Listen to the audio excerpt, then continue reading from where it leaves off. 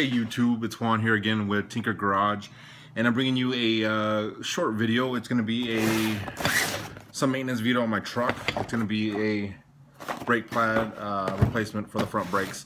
They're starting to squeak really bad, and I don't want them to get my rotors to get too warped. So I'm going to do a quick replacement, and I figured I'd bring you guys along. So stay tuned, and I'll show you kind of the steps on how to do it.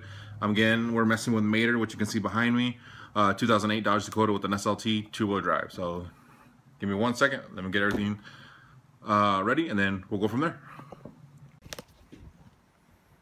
Alright guys, wanted to just show you a couple tools that we're gonna have to use to do this brake pad change on the Dodge Dakota. So what I'm going to be using today will be 2 sets of C-clamps. I have a pry bar, I have 1/2 inch wrench. This is just actually to give me a little bit more torque, and that's just to unscrew it and screw the bolt on easier. 1/2 inch, but it's a ratcheting wrench. I'm using a pry bar. It's a 1/2 inch pry bar. I'm 7/16 for my lug nuts. This disc brake quiet lube, of course, brake cleaner, paper towels, gloves. As you see, I already have gloves on. A flashlight, anti-seize if you need the anti-seize, and of course brake pads. Other tools I'll be using will be using a floor jack. I'm using also jack stands and a piece of wood for blocking. First thing is you want to lift and secure the vehicle. So lift the truck up, put blocks, jack stands on both sides, but before I did that, actually loosen the lug nuts on the tires, because these actually spin freely, and try to get good luck trying to get those down when that's in the air. So I already loosened them prior to lifting the vehicle up, or the truck up. So unloosen that, make sure I blocked it, and yeah. So from here, it's actually just a couple steps. First step, of course, like I said, it's lift and secure. Second step is to remove the tire. Normally when I remove the tire, I'm going to put the tire underneath the vehicle also to give me some sort of security measure, just in case for any reason those jack stands fail. They are Harbor Freight jack stands. I haven't had them fail yet, and I have had them for a good 4 or 5 years now. And I do all my own maintenance on my trucks. So it's always lifting up this truck, also my wife's car. So sorry the camera's kind of shaky. Another quick tip to note: if you're routinely doing your own maintenance and you're gonna do these pads, you want to make sure that this hasn't been filled at all. I'm talking about the brake reservoir. And you're asking probably why. The main reason would be because if you push those brake pads back in, the calipers back in, you're pushing all that fluid back into this. So if you keep filling this fluid up during your, like if you're checking your fluids like you're supposed to every week or every other week, or whenever you do check them, and you keep refilling and topping this off, you're adding more fluid that's going to be able to fit once you put the new pads in. So just a quick tip reminder: so when you push the calipers in, you're going to push all that fluid back into the reservoir, and if you have more fluid than what you started out with, this is actually going to pop and it's going to leak everywhere, and you don't want brake fluid anywhere because it's going to destroy paint. It could be a big mess. So just a quick tip, guys. So give me 1 second, let me get the tire off, and then I'll show you what the brake rotor and the pads look like and how easy it is to take off.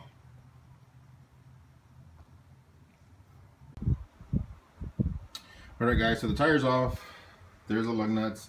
There's my breaker bar with the 7/8 sock at the end of it. Actually, I also got that at Harbor Freight. It's actually a kit that is 4 lug nuts. It's a 4-in-1. It has metric and it has standard, and it goes to a 1-inch drive. Unfortunately, I don't have an impact gun to do it, or an air gun, so I have to do it manually, but it works. It doesn't take that much force either, because like I said, it's a good almost 2-foot breaker bar. So I remove the tire, sprayed it down with brake cleaner.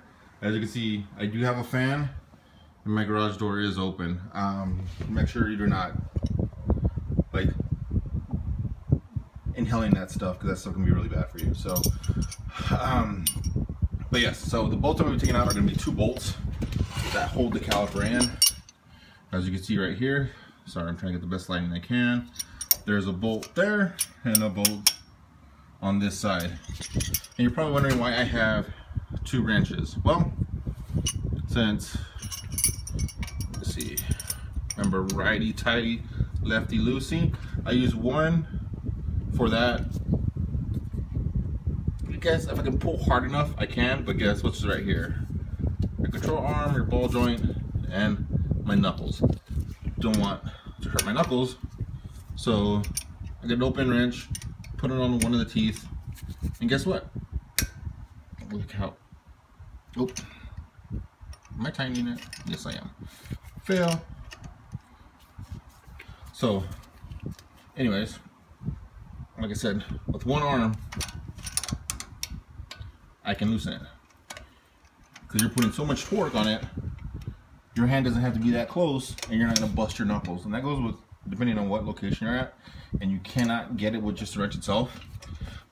Just add an extension to it. Flip that wrench on its side. Look how easy that was. Right? And then let me unscrew these, and then we'll show you the next side. Alright guys, so I got the caliper off. The thing with the Dodge Dakota, it's a pretty simple truck to work on. The calipers is a dual piston caliper, but it just goes straight up and back. So what I do is I get 2 C-clamps, I put them here, and then I not simultaneously, but I turn one and the other, so I get this completely flush with this. Like I said, if you've had somebody else maintain your vehicle and you want to do this for yourself, be careful on your fluid coming out from the top, because that can happen. I've seen it happen. I've done it myself. But it's really just 2 C-clamps here, push it down, and actually will mark out the line, the circles on this pad, and then I can use that circles for the reference for the quiet lube that I'll put in the back of it. So yeah, so stay tuned and wait for the next step. Oh, another cool thing is that I made another little toy or tool. See that? Wire that hooks onto the control arm, which hooks on to the bolts so it doesn't dangle and mess up my brake cable. So you can use any type of wire. I use coat hanger wire. It's just, I don't know where I got this wire, but I've had this wire in my garage because I don't throw anything away. And I'll hang it like this so that can dangle and I can put everything back together. So yeah, stay tuned. Alright guys, so that's how it looks like when I put the C-clamps on, and like I said, I'll turn both of these one at a time until I get it completely level and I know that it's always somewhat flush. So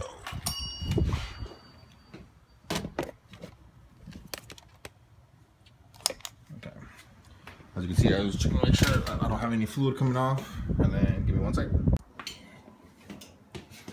Alright guys, so now I'm going to be applying the quiet brake lube. Like I said, you can see the rings that are there, so that's the pattern I'm going to follow.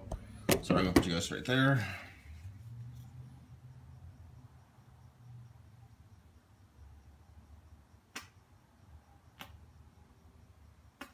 It's quite easy process. You don't have to have too many tools to do it.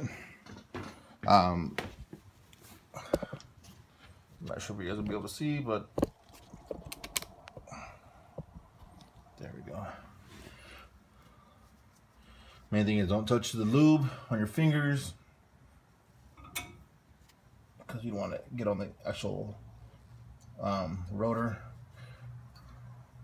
All right.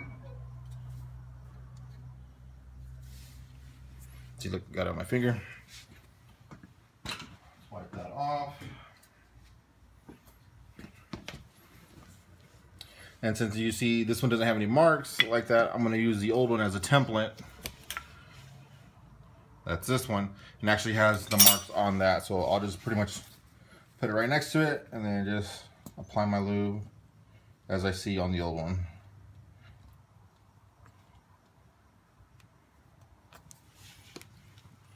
All right, then I gotta put my new hardware clips.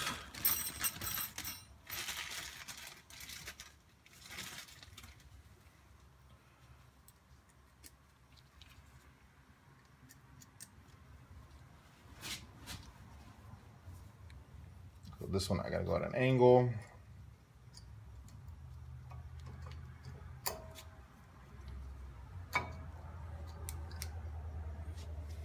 All right, so you see, those are the clips I was talking about. I had to go at an angle, push it in. They're kind of springy, so I'm gonna have to push them closed while I put the caliper in. See what I mean by my little wire tool holding caliper, not stretching out the brake line. So yeah, so hold on while I do that, and I'll be right back. All right, guys, so the caliper's back in. Get my 2 1/2-inch bolts. Replug everything in.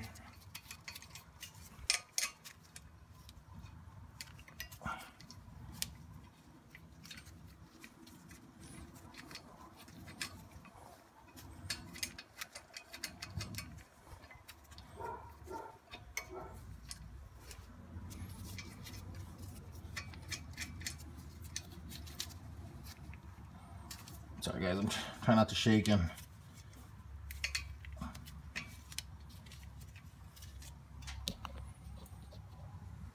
But like I said, so here's the 2 bolts. You gotta realign it. I gotta do it with 2 hands. Sorry guys. Realign it. Put your bolts in. I normally just do hand tight, so I won't sit there and crank on it because I don't want them to get stuck and be even a bigger pain trying to get off. But like I said, so pretty much you do everything in reverse now. So put the tires back on, put your lug nuts back on, drop the tires. Actually, I probably wouldn't drop the tires quite yet, or actually drop the truck. I'd go in there, push on the brake, make sure this is collapsed down far enough, and make sure I'm not having any type of sponginess. For any reason, if I do have any sponginess and I need to bleed the line, my bleeder valve is right here, which I'll attach some clear tubing to a bottle. And might have to get my wife to help me if that's the case, because she's gonna have to push the brake pedal in while I unloosen this, have her keep it at the bottom, tighten it, and then have her release, and that's gonna suck in more of the fluid into the system. So, but hopefully that doesn't have to happen. But yeah, so almost done. All right, guys, everything's put back together, everything's buttoned down. If you ever taken off a tire before, a little quick side note, if you have the 5 lug, you have to do the star pattern when you're tightening back on, and that just so when you're putting it, it binds flush, or it fits flush instead of binding in one side. So when the truck was still in the air, I made sure all the bolts were tying, make sure nothing was loose, pretty much triple check myself, and then I put the tires back on. Like I said, I went to the cab while it was in the air, and I pushed on the brake, make sure the calipers collapsed, and then, sorry, I feel like I got a bunch of stuff in my nose. But yeah, so make sure the calipers collapse, put the tires back on, put the lug nuts back on. Didn't tighten them super tight, just got everything nice and snug so I could drop down the truck and then use the weight of the truck to lock the lug nuts. So like I said, use the star pattern. Now I'm gonna go do a test drive, because I always do a test drive after I apply my brakes. No fluid came off. Like I said, make sure you check it if you have it maintenance and they top off your.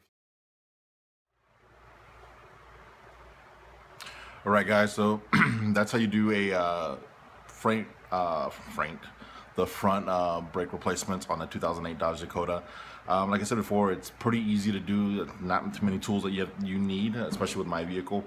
So first, like I'd say, do your research, see if you need any specific tools, any specific Allen wrenches, or the star wrenches. Like I said, I had a buddy that his truck needed the star socket, but it was still the same principle.